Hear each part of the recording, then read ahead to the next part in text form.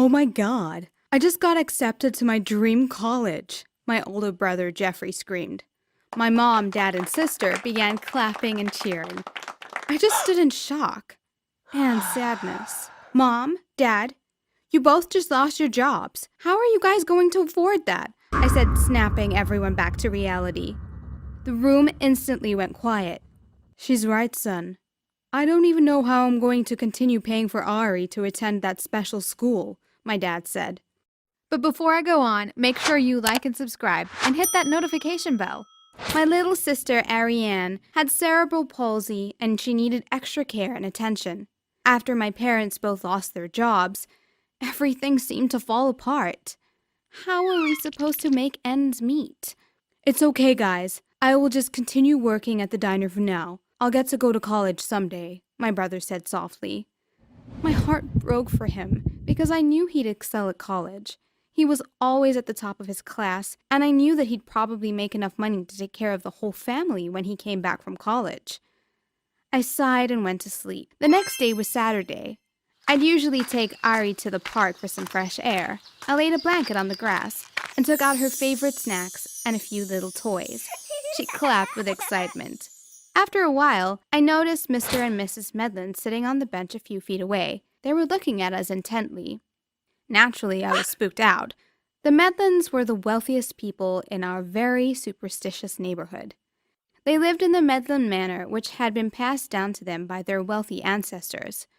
Although they were rich, no one in town would associate with them. There was a rumor that anyone who went near their manor would disappear. Servants who worked there previously also claimed to hear odd noises and to see strange apparitions at different times of the day. Some had been scared away on their first day of work. Everyone believed the house was haunted and that the entire Medlin family had something to do with it. Suddenly, they got off the bench and walked towards me. I was terrified. What did they want with me? "Hi, Zaria," said Mrs. Medlin. "Hi, how do you know who I am?" I said, shaking. "It's a very small town, dear," she replied.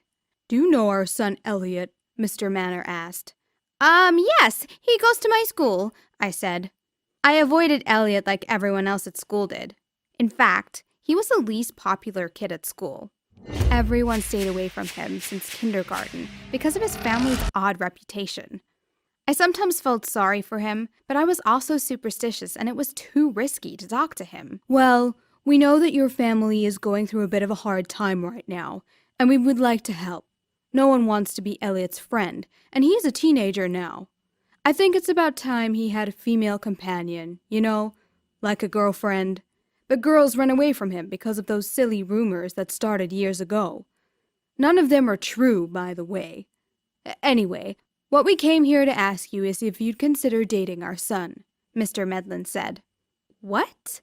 I replied, dumbfounded. This was indeed the weirdest thing anyone had asked from me, ever. "We will pay you," he continued, "once per week. Come on, please, he really needs a friend." I was angry and began screaming at him. "If you think you can just pay me to—" But before I could finish, he said, $100,000 a week, and winked at me. My jaw dropped. With that kind of money, I could turn my family's life around. I took about a minute to think about it, but I finally agreed. They told me that they'd deposit the money into my bank account once per week and that they'd continue doing it for as long as I date their son. I took my little sister home while smiling all the way. "You're going to be able to go to an even better school," I said to her while she giggled. The next week, I began pursuing Elliot. I decided that I'd accidentally bump into him near his locker. I swallowed my fear and did just that. "Hey, Elliot, I'm sorry for bumping into you. I feel a bit dizzy today. Anyway, my name's Zaria," I said. Hi. Do you need help with anything?" he replied. "No, I'll be okay, but I was wondering, would you maybe like to hang out after school?" I said. "Okay, sure. I'll meet you outside of the science lab when the bell rings," he replied. Wow, this was all too easy, I thought while thinking of that money. After school, we walked around for a while just talking about whatever random topics came to our heads. I discovered that we had a lot in common. We liked the same music, books, and TV shows. He was actually quite funny and handsome. We continued to hang out every day after school. One afternoon, while we were sitting at the fast food place drinking soda, he suddenly asked, "Why did you decide to talk to me? No one talks to me. It's like they're avoiding a plague or something, and I'm that plague." "Well, I believe that everyone deserves a chance, and I think it's unfair how everyone has been treating you," I lied. He smiled, and I felt awful for being so dishonest. That weekend, I went online to check my bank account balance, and sure enough, my first 100,000 had been deposited. I nearly screamed with joy. Then I wondered how I'd give this to my parents. I needed a cover-up story. What could I do? I don't want them to think I'm a criminal or anything. Oh, that's it. I'll get a part-time job, I thought. I searched online for part-time vacancies in my area, and I sent a few letters to several companies. After a few days, I got a response from a clothing store. I went for an interview and got the job. When I gave this news to my parents, they were happy that I could help out and felt proud that I was taking responsibility and becoming more mature. Elliot would come to hang out with me every day at the store, and after work, he'd walk me home. After a while, we developed a stronger connection, and I asked him to be my boyfriend. He agreed. By that time, I had over $500,000. I hadn't given it all to my parents. I gave them money little by little, and when they asked why I had so much, I just told them that my boss was extremely generous.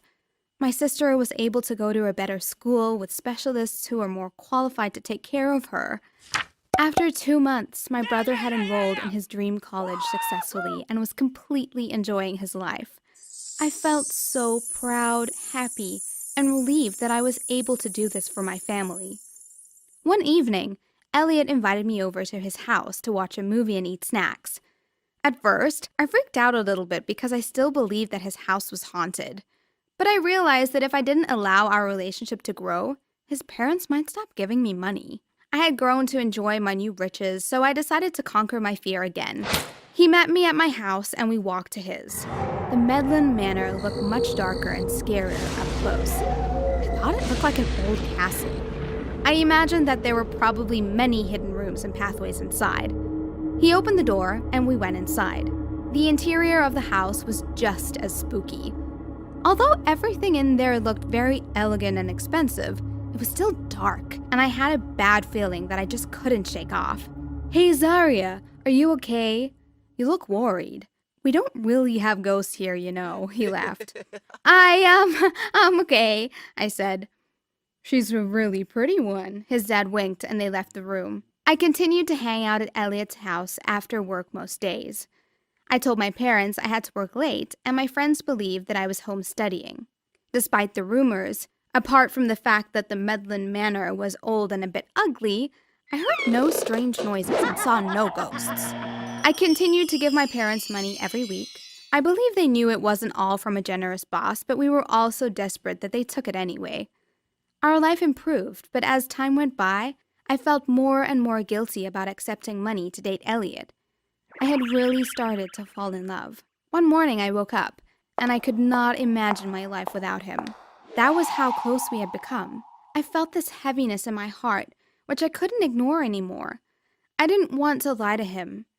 At his house that afternoon, I decided to tell him the truth. "You have been a great boyfriend to me, and I want you to know that I really appreciate you," I said. "And you're the most amazing girlfriend in the universe. I'm so glad you bumped into me near my locker," he smiled. Well, I haven't been completely honest with you about something, and I feel that I need to tell you the truth. I really like you, and I don't want to lose you, but I also don't want to lie to you. Your parents have been paying me to date you," I said. He said nothing and stared blankly. "I will stop taking their money. At first I accepted because my family was in a really bad place financially, but now it feels wrong. I don't want you to feel like I'm dating you for money. It's because I really love you," I said while wiping a tear. "It's fine, Zaria. I knew everything all along." I couldn't believe what I was hearing. At that point, his parents walked into the room. Apparently, they had been listening to everything. "That's correct, dear. He always knew." We don't keep secrets from our son. Anyway, we have another request, said Mrs. Medland. This sudden change of events was too much for me. Our family has a tradition of choosing our children's spouses. We would like you to be Elliot's wife someday, but not here. We would like you to leave the state with him and live together until you are legally allowed to get married. After you are husband and wife, we will hand over half of our fortune to you. We trust you, and we'd like you to become a member of our family. She continued while smiling. We don't want you to say anything to your family. It has to seem like you've disappeared. Most people know that you've been dating Elliot, and another Medland Manor disappearance will be good for the image we're trying to maintain. Mr. Medland smirked. This was the strangest conversation of my life, but in the end I agreed to do what they asked me because they promised to ensure that my family would always have money. I wanted the best for them, and I also loved Elliot, so I figured it was a win-win situation. I believed that I'd see them again someday, so I tried to remain optimistic. Now everyone in town believes that I've disappeared, or worse, that I've been murdered by the Medlands. Everyone continues to fear them, and no one will go near their house. Meanwhile, I'm very happy with the love of my life, but I really miss my family sometimes.